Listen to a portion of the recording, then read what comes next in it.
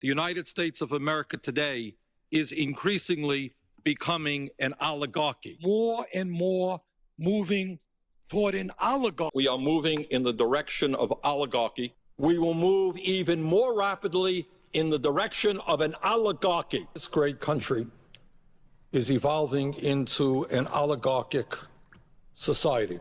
It is called oligarchy, and that is the system we are rapidly moving toward. For a guy that uses that word a lot, I'm not actually convinced he knows what it means. And to be fair, I don't think anyone does anymore. It's become one of those words like fascist, which has essentially become a meaningless pejorative of people I don't like or any form of authority whatsoever. And like, I get the argument that words change meaning over time, right? Like gay and queer had very different meanings like 200 years ago. Nouns about systems, they really don't or shouldn't change because those systems had definitions, mechanics, quantifiable attributes that define them. Fascism is an ideology with a concrete worldview, just as oligarchy is. Systems are supposed to have definitions because they show how power actually works. And I say this as a Canadian former Bernie bro because this isn't really just about him. When we turn only the power structures we don't like into oligarchy, we actually lose the ability to describe real power, or, more importantly, acknowledge something much more true. Oligarchy isn't an accident. It is not a bug in a system. It's the default outcome of an organization. That's right, folks. Oligarchy is natural, and I'm here to prove it. Oligarchy comes from a Greek word. It literally translates to rule of the few. Archein usually means to rule, and oligos means few.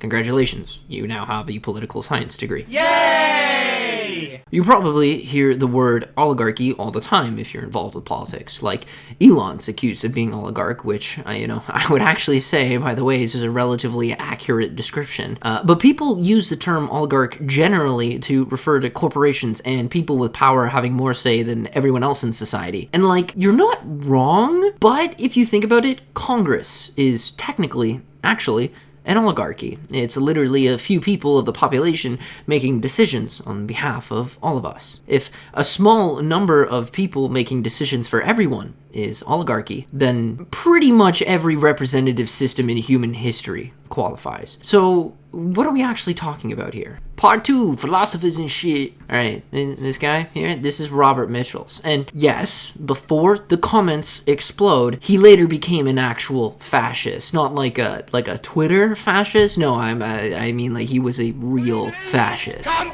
But his book, Political Parties, contains one of the most important observations ever made about political organization, and that is the iron law of oligarchy. His argument was simple. The moment an organization gets large enough, it needs leaders, administrators, and full-time decision makers. And the people who control those roles pretty much control the organization. This doesn't really have anything to do with morality or being evil, though there is most certainly a case to be made that power attracts those with morally gray qualities, but it's because complexity demands hierarchy. Now, talking about this stuff is a large part about why I made this channel. I wanted to talk about politics in a historical or mechanical framing because this, let's face it, this modern shit is just an incoherent mess. I don't want to do this moralization of politics. I want to do the explanation of the mechanics of power. Because once you understand the various machines all around us, maybe you have a better way of thinking when it comes to burning things down. Now, if you think the same, go ahead and use the like or subscribe button because there's a lot more of this coming. Now, Mitchell's argument is that oligarchy isn't a deviation from democracy. It's actually what democracy becomes as it scales. In fact, every large-scale system in history, left, right, revolutionary, liberal, socialist, has produced ruling minorities. Even movements that were explicitly that's a tough word to say, anti-hierarchical, thank you, created leaders, committees, and inner circles. Even a monarchy or fascist state actually has several people with forms of power and influence over the king, right? Like think of Game of Thrones, the small council, the one where all the people and various masters of, insert topic sit. Those guys are all oligarchs. And this is the big takeaway from Michels. It's not that oligarchy is a political failure, but it is an organizational inevitability. Part 3, a quick walk through history. I know history bores a lot of people, but I need you to see that it's incredibly insightful when we're dealing with theories like this, right? We need to come up with concrete case examples. For example, the French Revolution overthrew an absolute monarchy in the name of the people. And within a few years, power had consolidated into the Committee of Public Safety, a tiny ruling group governing in the name of everyone. What about the Bolsheviks in Russia?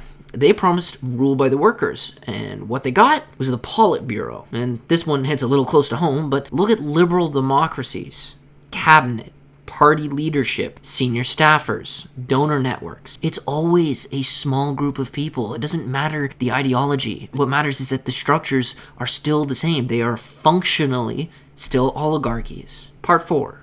So what? Alright, so now we know what oligarchy is a natural state of things, and Bernie Sanders is, in fact, actually part of the oligarchy. But what does any of this mean for us, the peons at the bottom? It means that the problem isn't the existence of oligarchs. It's their character and how they come to power. Because if a ruling minority is inevitable, then politics stops being about eliminating elites and starts being about selecting them. Duh, right? And this is what I hear someone slapping their forehead somewhere in the world right now. This is why Donald Trump causes such a violent reaction. It really doesn't have much to do with his policy, but more his archetype. I would be willing to wager that a lot of his policies would actually be accepted by more people if it were a different guy. Most of the reaction we see isn't just about policy, it's about his archetype. Think about like the leaders that we admire in fiction. Aragorn, Ned Stark, Baelor Breakspear. Please watch the show, by the way, it's so good. Look at the qualities of these guys, right? Like, they're composed, articulate, physically and morally disciplined, restrained in their use of power. And you want a fun little psychological part? We don't really just want to be governed. We want to see ourselves reflected in the ruler. And here's a little quotable bit for you. Politics is downstream from our image of the ideal king. This is why two administrations can pursue very similar policies and produce completely different emotional reactions. One looks like order, the other looks like chaos, even if the machinery underneath is doing many of the same things. So, if oligarchy is inevitable, then democracy isn't about destroying elites. It's about how they're chosen, what values they embody, and whether they can be replaced without violence. Conclusion. I hope you guys understand what it is that I've given you here. I don't deny that there is rot in our structures, but the disease is not oligarchy itself. It's the low character and weak safeguards that let the worst of us rise to the top. If Bernie Sanders wants to suggest that we've given corporations far too much power in America, then I can actually get behind that, though I don't know if the answer is bigger government. But condemning things as oligarchy or fascist just uses it as a one-word quip to dismiss ideas that are actually important or critical of the actual mechanisms at play. It might be more true to say something like, oligarchy is like gravity. As systems scale, they tend to become oligarchical. But if oligarchy is gravity, then perhaps we should not dismiss it outright, but consider what it would be like to build a better spaceship. Is it congressional term limits, direct democracy, multi-party systems, or is it the abolishment of PAC agreements? Who knows what the solution is, but it is you who must pick your tools to champion your cause. And if you want some words that I live by, I got one life. Might as well see what I can do with it. Thank you.